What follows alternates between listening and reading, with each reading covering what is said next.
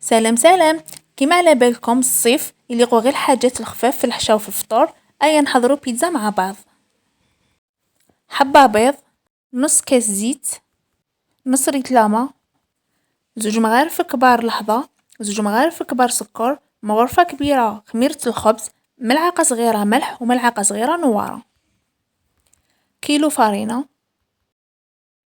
في غيسيبيون نحطو نص ريت لاما،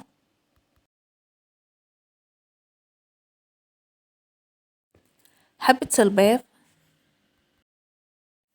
نص كاس زيت، نضيفو كامل النواشف اللي حكيت عليهم في اول الفيديو، ونخلطوا الخليط تاعنا مليح بالفوي حتى يروحوا لنا الحبيبات. واكيد وضروري كي نضيفوا الفارينه نغربلوها، هذه خطوه دائما نقولها ونعاودها. واكيد نستعملوا الفوي ونحركهم مليح مليح باش يروحوا لنا التكتلات والحبيبات من الخليط تاعنا.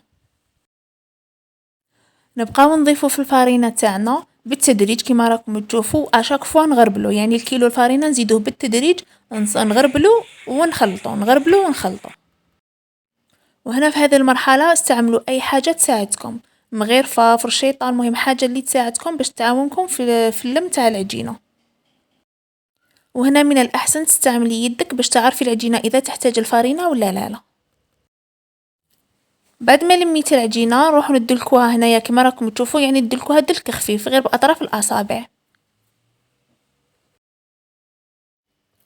ندلكو مليح كما راكم تشوفوا حتى تعود العجينة تاعنا ليس، تحسيها رطبة بين يديك. لازم نتحصلوا على هذا القوام. نخلو العجينة تاعنا ترتاح أول مرة في الثلاجة لمدة ساعة.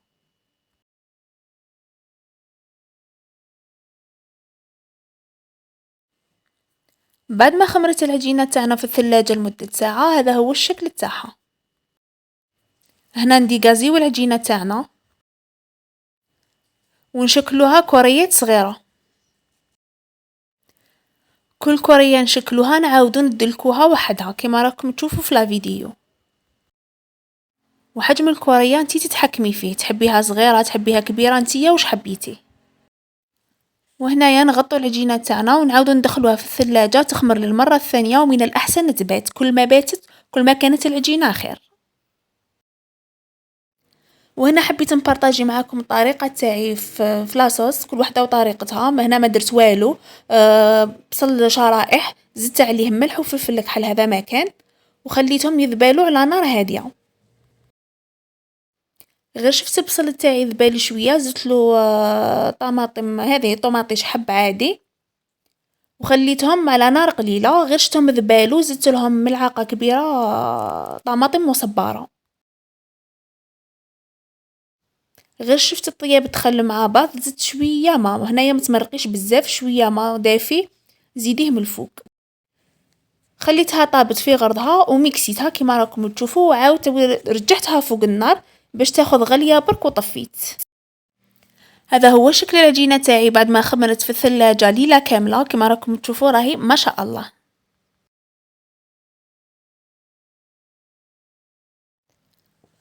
هنايا حطيت الفارينه تاعي وراح نفتح العجينه. هنايا كاين اللي تحب تفتحها بسميد رقيق، معليش كل واحد وكيفاش، كما انا استعملت لا فارين.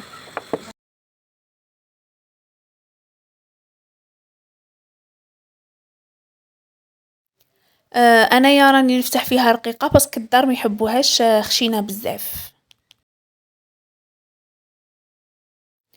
هنا من الاحسن تستعملي ورق الزبده، يساعدك خير وخير.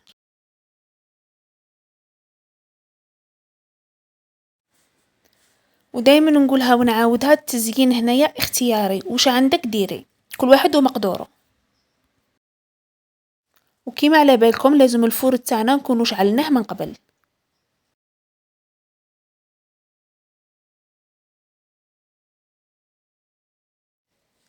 شوفوا العجينه تاعنا ما شاء الله كيفاش دارت الفقاعات هذه، معناها حتجي خفيفه بزاف. غير تخرجوا البيتزا تاعكم من الفور وهي سخونه، ديروا لها زيت الزيتون راح تجي بنه ماشي نورمال. وهذا هو الشكل النهائي. نتمنى انكم تجربوها وتعطوني رايكم في التعليقات. مع السلامة.